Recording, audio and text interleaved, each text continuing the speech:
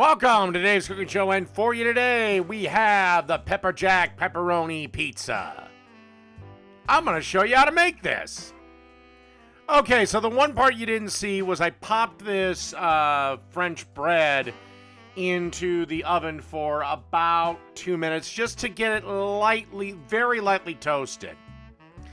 And then we're going to be adding some butter to both sides of the bread.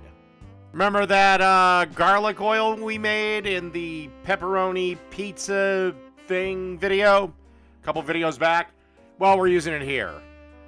Good little amount on each side of the bread. And good amount of sauce on both pieces of bread. Then we want to add some diced up onions.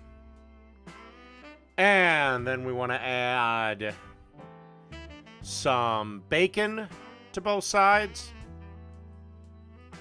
And then we liberally want to cover each one of these French bread pizzas with a generous amount of pepperjack cheese.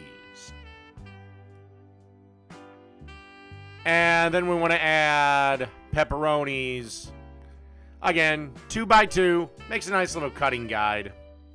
And then let's pop this in a 450 degree oven until the cheese is all melty, ooey gooey, and everything's wonderful.